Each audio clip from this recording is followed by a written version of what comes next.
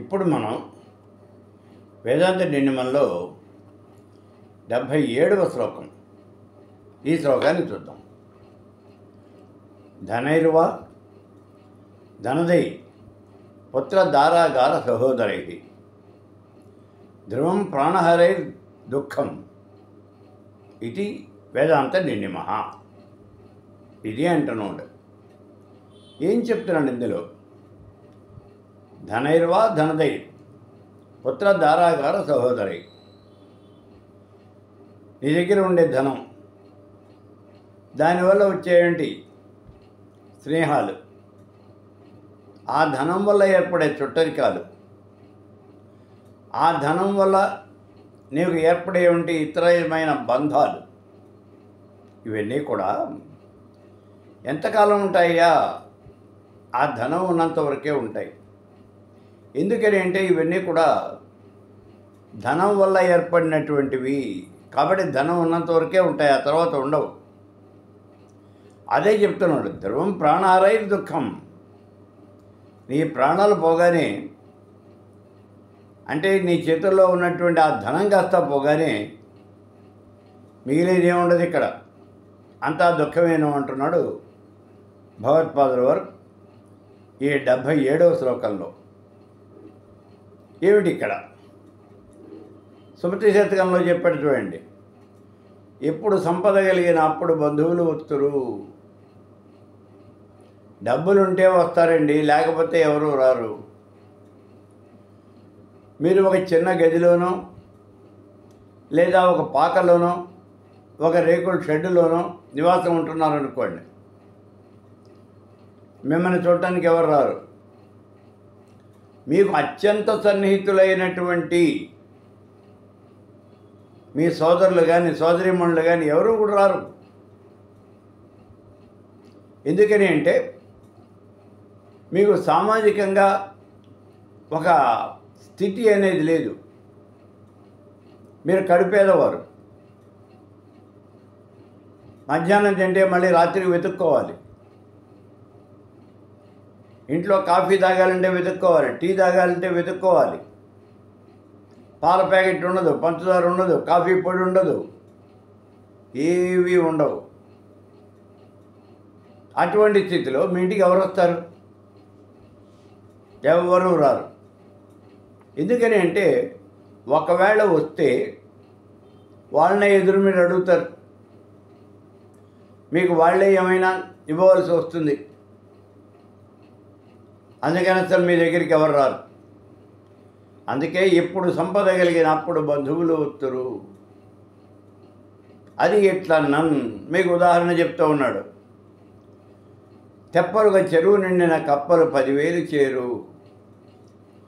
చెరువు వానొచ్చింది, ఆ వాన నీరుతో చెరువు పూర్తిగా నిండిపోయింది. ఎప్పుడైతే చెరువు అంతా పూర్తిగా నిండిపోయిందో ఆ చుట్టుపక్కల తిరుగుతూ ఉన్నటువంటి కప్పలన్నీ కూడా వచ్చి ఆ నీళ్ళలో దూకేస్తాయి, ఆ నీళ్ళలో విహరిస్తూ ఉంటాయి, ఆనందంగా అటు ఇటు ఈతలు కొడుతూ ఉంటాయి. ఎందుకని అంటే అక్కడ నీరు ఉంది కాబట్టి. మరి ఈ నీరు పోతే ఏమవుతుంది? నీరు తగ్గిపోయింది అనుకోండి, కప్పలన్నీ వేడి దవ నాటి వెళ్ళిపోతాయి, ఏమీ ఉండవు ఇక్కడ. అలాగే నీ దగ్గర ధనం ఉన్నంత వరకే వీడు మావాడు, వీడు మా చుట్టమేను, వీడు మాకు చాలా దగ్గరవాడు, వీడు మా ఊరు వాడు, ఇలా చెప్పుకుంటూ అయిన వాళ్ళు కాని వాళ్ళు అందరూ కూడా నీ చుట్టూ చేస్తారు. ఎందుకనంటే నీ చేతిలో ధనం ఉంది, 2-3 ఫ్యాక్టరీలు ఏవో పెట్టావు కాబట్టి వాళ్ళ పిల్లలకు ఉద్యోగం ఇప్పిస్తావు అనో, లేకపోతే వాళ్ళకైనా ధన సహాయం చేస్తావనో, ఏదో ఇలాంటి కోరికలతో వాళ్ళు నీ చుట్టూ చేస్తారు. అదే ఇక్కడ చెప్పేది. గడను గల మగని చూచిన అడుగులకు మడుగు తిరుగుదురు అతివలయలలో. స్త్రీలు కూడా, అంటే కట్టుకున్నటువంటి భార్య కూడా ఇలాగే ఉంటుంది. ఇందాక మనం చెప్పింది కేవలం బయట ఉన్నటువంటి చుట్టాలు, స్నేహితులు, వీళ్ళందరి గురించి. అంతేకాదు ఇంట్లో కట్టుకున్నటువంటి భార్య కూడా అంతే. గడను గల మగని చూచిన అడుగులకు మడుగులిదురు అతివలు ఇళ్ళలో. బాగా ధనం సంపాదించినటువంటి భర్త ఉన్నాడు అనుకోండి, ఆయన మాట వేదవాక్కు, ఆయన ఏం చెబితే అది చేస్తారు. ఆయన అవునన్న దానికి ప్రతి దానికి కూడా ఒత్తాస పలుకుతారు. ఆయన తానా అంటే వీళ్ళు తందానా అంటారు. ఒక మాట కాదు, ఒక చేత కాదు, అన్నీ ఆయనకి ఇష్టమైనటువంటి పనులు అలాగే జరుగుతూ ఉంటాయి. ఆయన చుట్టూనే తిరుగుతూ ఉంటారు ధనం ఉన్నంతసేపు. మరి ఒకవేళ ధనం కనకపోతే గడనుడుగా మగని చూసిన ఆ ధనం కాస్త పోయిందనుకోండి, ఒకవేళ అతడు బిచ్చగాడయ్యాడు, ఉన్న ధనం అంతా పోయింది. నడపీనుగా వచ్చానంచు నగుదురు సుమతి. ఏదో ఐట్లో పోయో పీనుగా ఇంట్లోకి వచ్చిందయ్యా అంతేను అని చూస్తారంటే శవోత్పరికీర్తిత. ఆ వ్యక్తిని ఒక శవంలాగా వాళ్ళు చూడటం అనేది జరుగుతుంది. శవానికి ఆయనకి ఏం తేడా లేదు. ఎందుకనంటే ఆయన దగ్గర ధనం లేదు, ఆయన ఏ పని చేయలేడు. శవానికి ప్రాణం లేదు, ఈయనకి ప్రాణం ఉంది, అంతే తేడా. అంతకన్నా ఇంకా తేడా అనేది ఏం కనిపించట్లేదు ఇక్కడ. అందుకే గడను గల మగని చూచిన అడుగులకి మడుగులు ఇడుదురు అతివలు ఇళ్ళలో. గడనుడుగా మగని చూచిన ధనం లేనటువంటి భర్తను చూస్తే నడపీనుగా వచ్చానంచు నగుదురు సుమతి. భార్య కూడా అంటుంది, ఏంటా నువ్వు చేసింది, ఏం చేసావు ఇంతవరకు? నేను కట్టుకోవడానికి ఒక మంచి చీరన్నా కొన్నావా? నాకు 3 పూట్ల కనీసం కడుపు నిండా అన్నమన్నా పెట్టావా నువ్వు? ఏంటి నువ్వు చేసింది? 10 మంది పిల్లల్ని మాత్రం కన్నావు, అంతకన్నా ఏమన్నా చేసావా నువ్వు అని సొంత భార్య అడుగుతుంది. కాబట్టి ఇక్కడ ముఖ్యమైనటువంటిది ఏమిటి అంటే ధనం. అందుకే మనకి నీతి సూత్రాలు చెప్తూ ఉన్నాడు చూడండి. వేదమూలమిదం బ్రాహ్మ్యం, వేదమూలమిదం బ్రాహ్మ్యం, భార్యామూలమిదం గృహం, కృషిమూలమిదం ధాన్యం, ధనమూలమిదం జగత్ అన్నాడు. కాబట్టి ఈ చరాచర జగత్తంతా కూడా డబ్బులోనే ఉంది. డబ్బు లేనటువంటి వాడు డుబ్బుకు కూడా కొరగాడు. డుబ్బు అంటే అతి చిన్నదైనటువంటి, మనం పైసా అని అంటూ ఉంటాం. ఇప్పుడు ఆ పైసా ఎక్కడ కనిపించట్లేదు మనకి. ఆ పైసాలో కూడా కొన్ని వంతు దాన్ని డుబ్బు అనేవాళ్ళు. ఎప్పుడో నా చిన్నాడు ఉండేదట డుబ్బు అనేది. నాకు కూడా చాలా సరిగా తెలియదు. నాకు దమ్మిడి వరకు తెలుసు. ఆ దమ్మిడికి ఇంకా కానీకి 3 దమ్మిడీలు, అణాకి 4 కానీలు, అర్ధనాకి 2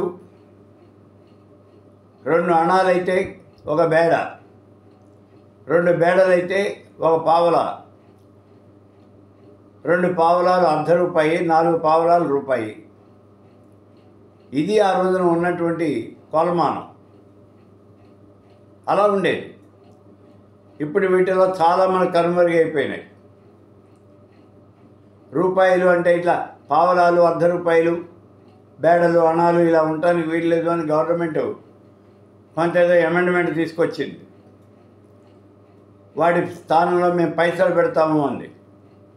50 పైసలు, 20 పైసలు, 10 పైసలు, 5 పైసలు, 2 పైసలు, పైసా కూడా పెట్టింది. ఇవన్నీ అసలు ఇప్పుడు కనుమరుగైపోయినాయి. పైసా నాణ్యం లేదు, 2 పైసలు లేదు, 5 పైసలు లేదు, 10 పైసలు లేదు, 20 పైసలు లేదు, పావలా కూడా కనిపించట్లేదు. ₹1 ఇది కూడా కనుమరుగైపోయింది. ప్రస్తుతం అతి తక్కువ చిల్లర నాణ్యం అంటే రూపాయి మాత్రమే. అతి తక్కువది అంటే రూపాయి మాత్రమే.